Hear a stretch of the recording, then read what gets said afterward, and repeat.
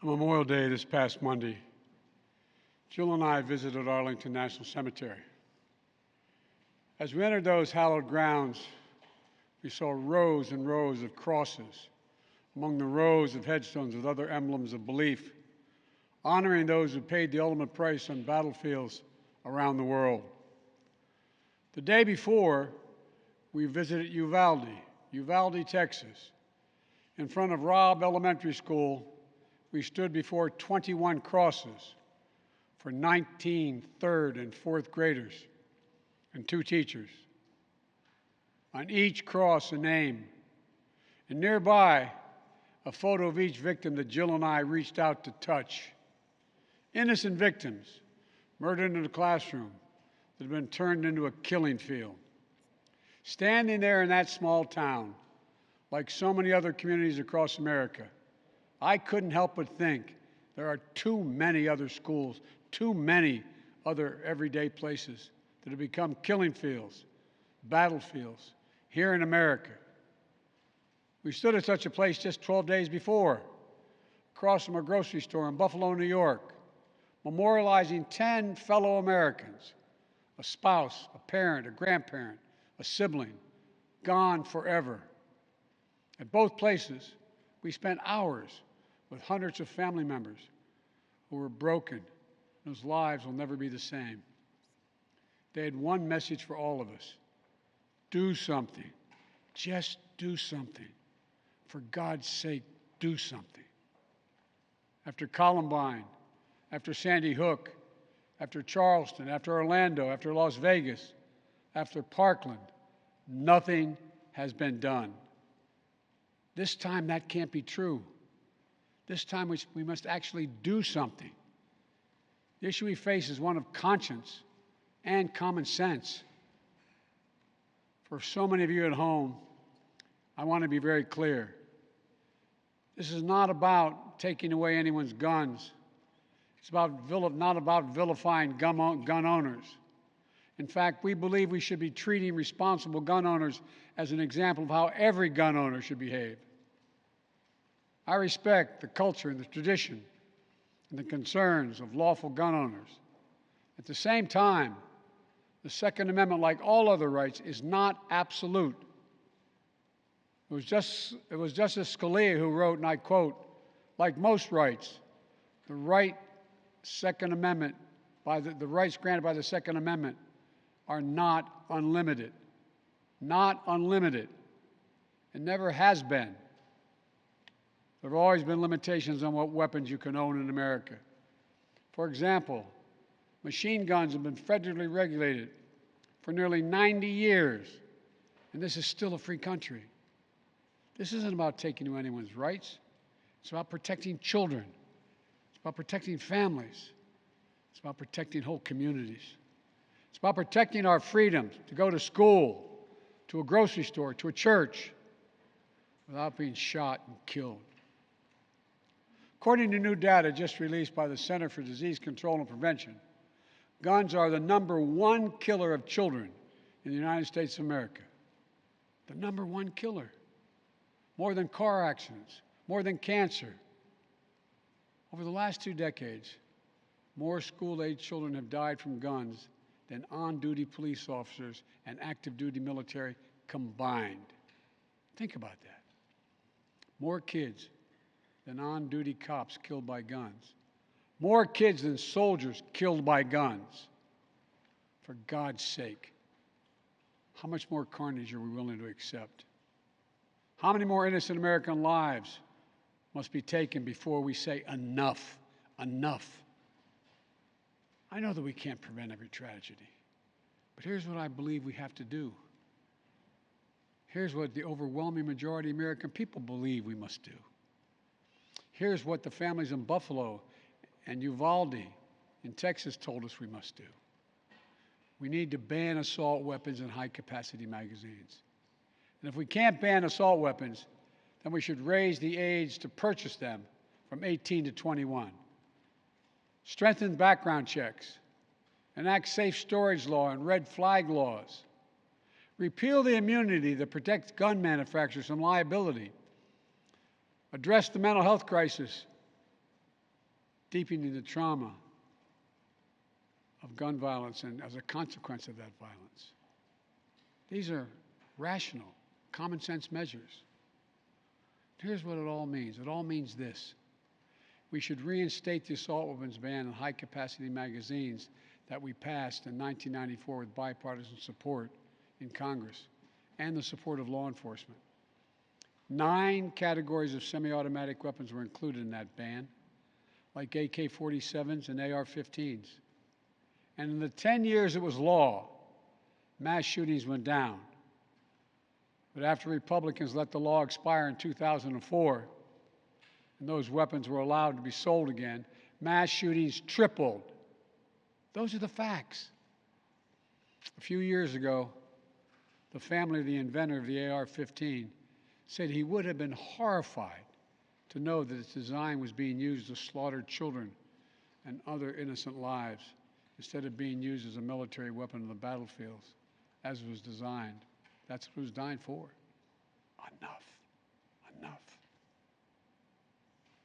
We should limit how many rounds a weapon can hold. Why in God's name should an ordinary citizen be able to purchase an assault weapon that holds 30-round magazines that let mass shooters fire hundreds of bullets in a matter of minutes? The damage was so devastating in Uvalde, parents had to do DNA swabs to identify the remains of their children.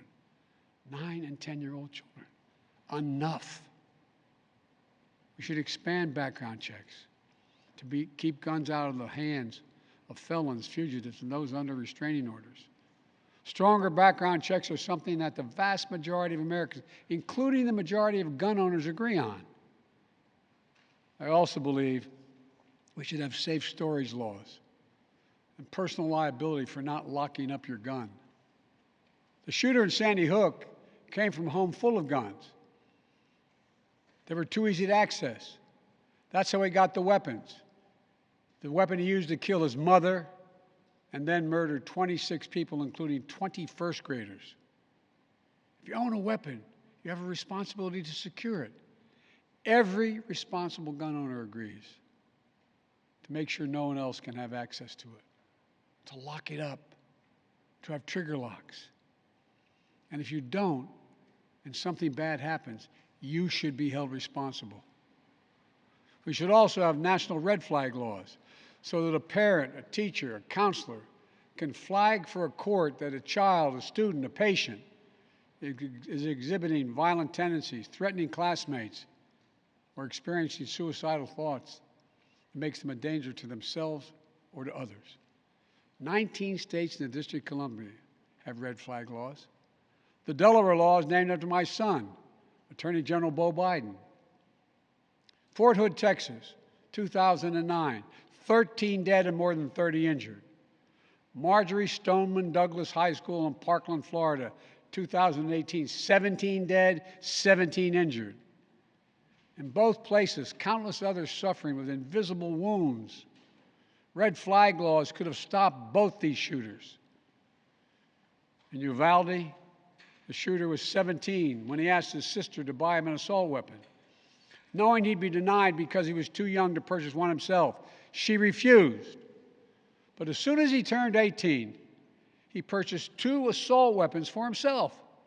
Because in Texas, you can be 18 years old and buy an assault weapon even though you can't buy a pistol in Texas until you're 21. If we can't ban assault weapons, as we should, we must at least raise the age to be able to purchase one to 21. Look, I know some folks will say 18-year-olds can serve in the military and fire those weapons. But that's with training and supervision by the best trained experts in the world. Don't tell me raising the age won't make a difference. Enough. We should repeal the liability shield that often protects gun manufacturers from being sued for the death and destruction caused by their weapons. They're the only industry in this country that has that kind of immunity. Imagine if the tobacco industry had been immune from being sued, where we'd be today. The gun industry special protections are outrageous. It must end. And let there be no mistake about the psychological trauma that gun violence leaves behind.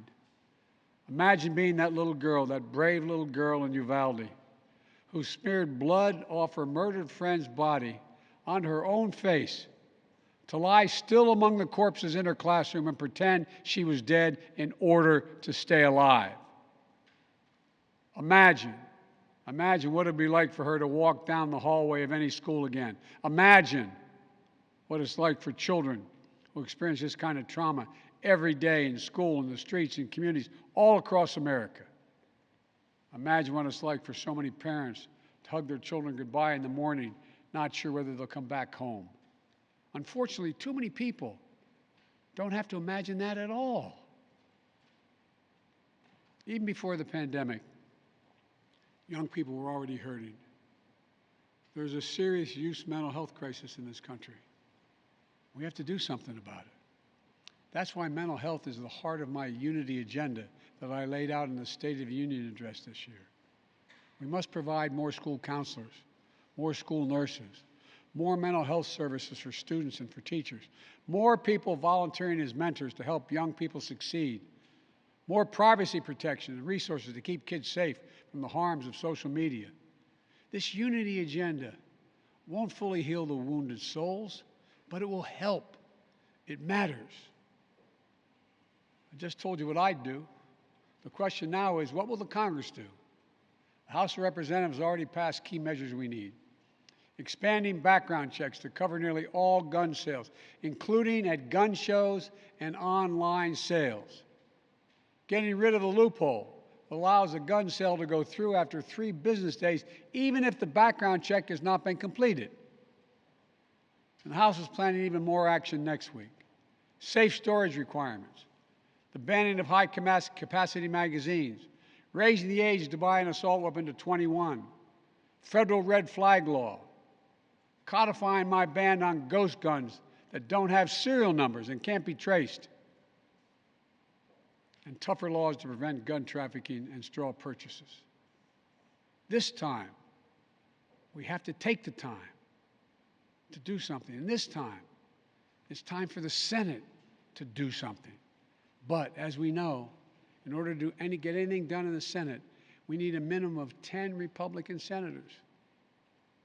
I support the bipartisan efforts that include a small group of Democrats and Republican senators trying to find a way.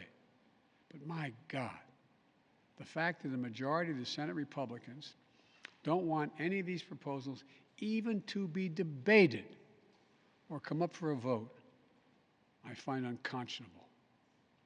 We can't fail the American people again.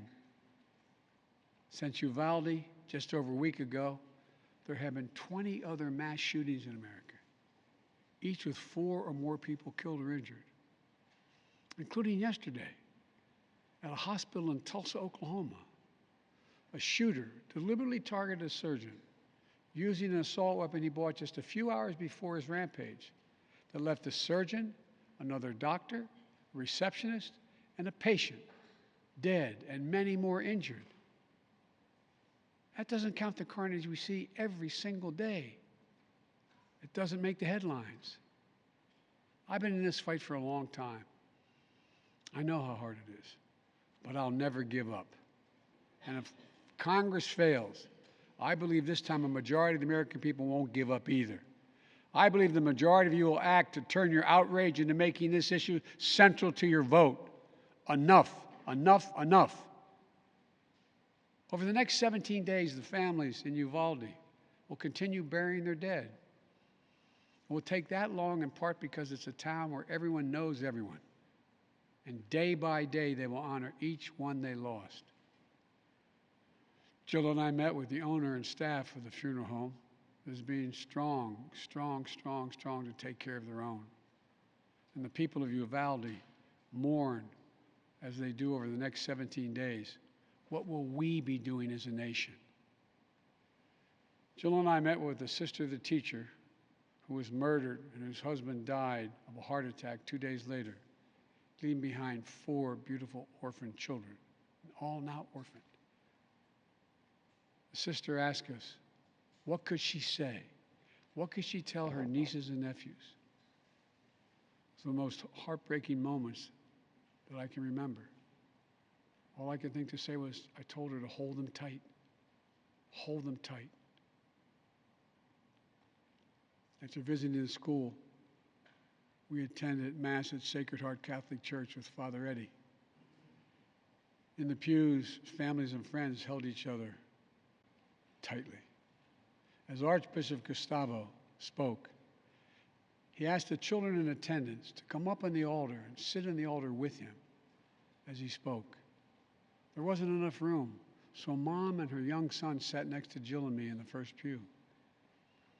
And as we left the church, a grandmother who had just lost her granddaughter passed me a handwritten letter. It read, quote, "Erase the invisible line that is dividing our nation.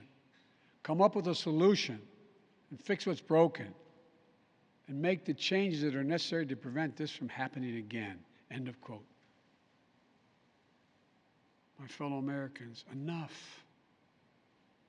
Enough. It's time for each of us to do our part. It's time to act for the children we've lost, for the children we can save, for the nation we love. Let's hear the call and the cry. Let's meet the moment. Let us finally do something. God bless the families who are hurting.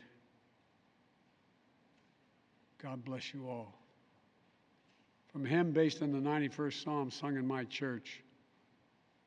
May he raise you up on eagle's wings and bear you on the breath of dawn, make you to shine like the sun and hold you in the palm of his hand.